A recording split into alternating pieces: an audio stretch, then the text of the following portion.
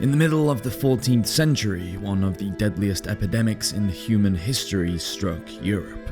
It wiped out millions of people in just a few years, perhaps over 60% of the population. And it affected everyone, from peasant to king, farmer to pope. No one was safe. Now, we know that the disease was being spread across the continent by the bacterium Yersinia pestis, primarily spread by flea-infested rodents, and by the airborne transmission of the bubonic plague. But in the deep, dark days of the Black Death, even those with medical knowledge had no concept of germ theory, and no idea of what had caused the plague or how to cure it. So let's travel back in time and take a look at the ways that the medievals scrabbled around for desperate ways to survive. Some of the cures were unexpectedly effective, whilst others were ill-advised, desperate, and even completely bizarre. So, you think you know everything about knights, castles, and kings? Well, hold on to your chainmail because we're starting a history channel all about the Roman Empire. Now, I know what you're thinking, wait, Roman Empire, isn't that before my favourite medieval legends? Well, yes, but stick with me.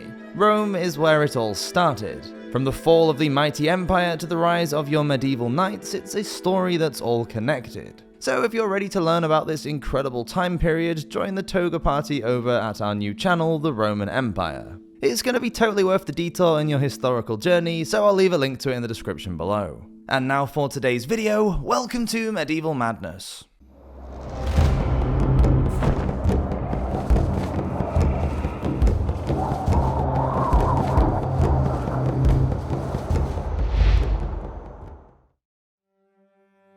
Fade to black. For the average person, life during the Middle Ages was cruel and short. The worst years came between 1347 and 1351, resulting in tens of millions of deaths. It wasn't a peaceful passing either. The Italian poet Giovanni Boccaccio, who lived in Florence at that time, wrote about the horrors of the disease in the Decameron, saying, quote, "Here, in both men and women, it first showed itself by the emergence of a bubo in the groin or the armpit, sometimes as large as an ordinary apple, sometimes the size of an egg, some more, some less, and the people called them buboes or boils. From these two parts of the body, the deadly bubo began to divide and spread itself in all or any direction. After that, the form of the disease began to change, and black or ash-colored spots began to appear, often on the arm or thigh, or elsewhere, sometimes a few, large in size, sometimes many and small. And just as the bubo was a sure sign of approaching death, so were these marks on anyone on whom they appeared. And of course, the disease struck indiscriminately and without any warning, often killing the patient in just 24 hours. The idea of isolating the infected was hardly new. Lepers had been quarantined for hundreds of years, and in Europe, the first leper house is documented as early as 460 in southwestern France. But now the infected were confined in their own homes. On the exterior, a painted sign or a piece of cloth marked the presence of the sickness that dwelt within. Not knowing that the disease was being passed on through flea bites, airborne droplets, and contaminated goods meant that the plague thrived in densely populated areas, usually the inner cities inhabited predominantly by the poor. So one of the simplest ways to avoid the plague was to get out of the city. It was mostly the wealthy who could escape completely out into the countryside, where there was less chance of meeting either an infected person or rat. It was a useful strategy, but with the Black Death there were no guarantees, and some outbreaks occurred even in remote villages. Splendid Isolation. Overseas, further precautions were taken. In 1347, almost a year before the plague reached England, Italian ports were turning ships away. By the spring of 1348, Venice became the first city to formally close the ports. Those who were admitted were subjected to 30 days in isolation, which was later raised to 40 days, a time period likely chosen because of its link to biblical events. This led to the term quarantine, as ships had to sit in the middle of the Venetian lagoon and wait it out. Cemeteries were established away from the urban centre. During a later outbreak, a quarantine island on Lazaretto Vecchio was created. In 2007, excavations discovered more than 1,500 skeletons there, supposedly all plague victims. It's thought that thousands more lay beneath the earth. Milan, without the luxury of any remote islands, executed a cruel yet effective form of control. Once a household showed any signs of the disease, the authorities gave orders for the home to be boarded up, confining both the sick and any other healthy members inside. Sacrificing the few to save the many may sound like a brutal act, but it worked. The mortality rate in Milan was considerably lower than in other Italian cities. In the face of their own impending death, many people abandoned their sick loved ones anyway. There were so many bodies that decent burials became impossible. Just touching a victim of the plague was a dangerous undertaking. Mass graves became the norm, and the streets were littered with rotten, bloated corpses. It was often criminals who were given the job of removing the dead, and many succumbed to the disease themselves. Because the belief in Christianity was so strong across medieval Europe, the burning of bodies was rarely done because of the symbolism of burial and belief in the resurrection. Strangely enough, burning the bodies would have been far more effective in stopping the spread of the Black Death. Dubrovnik in modern-day Croatia was only a small city, and like Venice, the leaders of what was then the Republic of Ragusa decided to force all visitors to wait it out for 40 days on one of the many deserted islands off the coast. However, in the 17th century, they built lazarettos outside of the city walls. In those first state-imposed huge stone quarantine cells on top of the cliffs, the visitors had a lovely view of the beautiful Adriatic Sea, but the consequences for breaking quarantine were not so lovely. There were no fines. Instead, people would either be tortured or have their nose or ears cut off. The guards avoided making physical contact with the detainees by using long poles, and money that exchanged hands was dropped into a hole carved into a cashier's desk to avoid any touching. Much more brutal than the contactless payment you're used to today. Ain't no cure. As far as remedies for the Black Death went, there were numerous cures going around at the time. Of course, we know that none of them really worked, although some of the science behind a few of them was actually sound. Some people caught the plague and survived, others never even caught it, and it's likely that they had a natural immunity to the pathogen. Those in good health had a better chance at swerving the infection. Anyone with a weak immune system, the elderly and the very young, didn't have much of a chance. Having access to fresh food and clean water gave people a better shot at surviving. Vinegar was used as prevention rather than cure, and people were told to rub their bodies with the liquid before going anywhere near the sick or dead. Mixed with herbs, spices, and garlic, one concoction was referred to as Four Thieves Vinegar because 4 thieves were said to have used it to protect themselves before stealing from the homes of dead victims, and they supposedly did not become ill. Vinegar was known as a disinfectant in ancient Greece, and the herbs and spices are insect-repelling and antimicrobial, so there is some science there.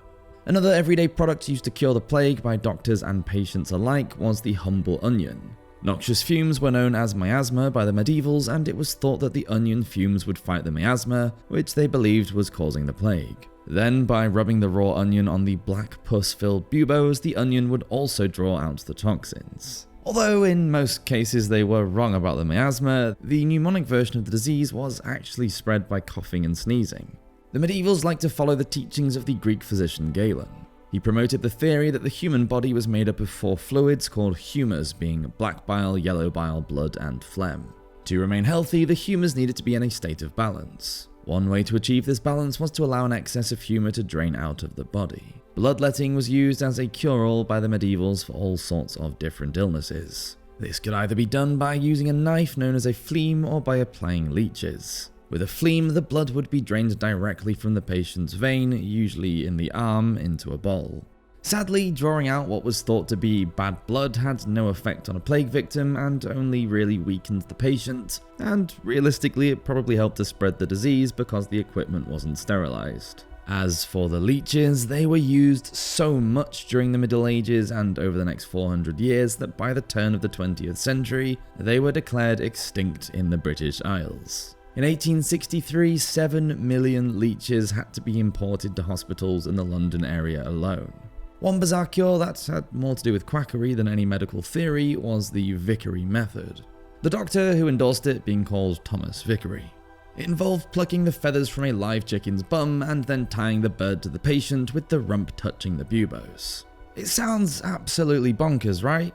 Well, it is, but maybe not quite as much as you'd expect when you realise that the medievals believed that chickens breathed out of their bums. The idea being that the chicken would suck out all of the infection. Actually, the bacteria from the chicken's bottom would have only made matters worse, and if anything, hurried death along. What a way to go.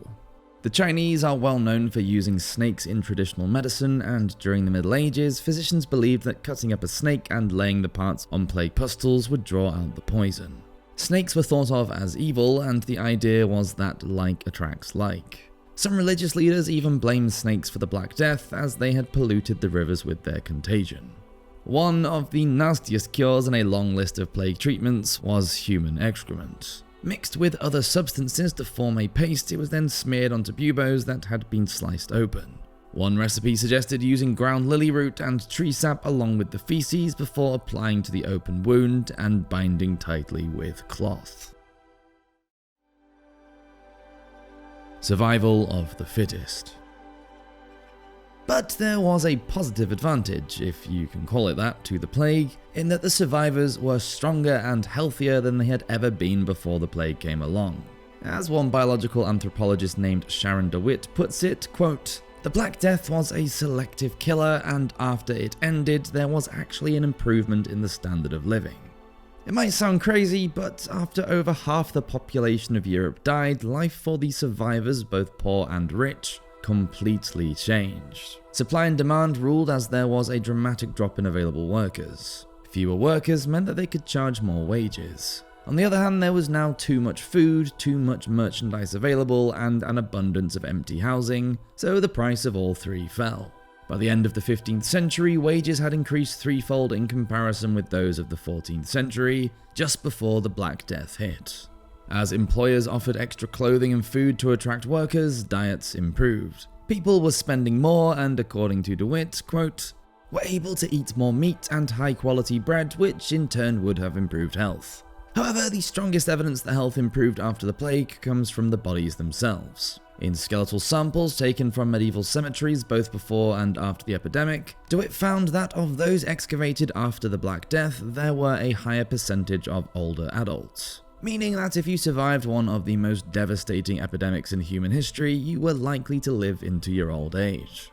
Having lived through a time of unparalleled horror and terror for the survivors, life was, at least, less cruel and short as it had been before.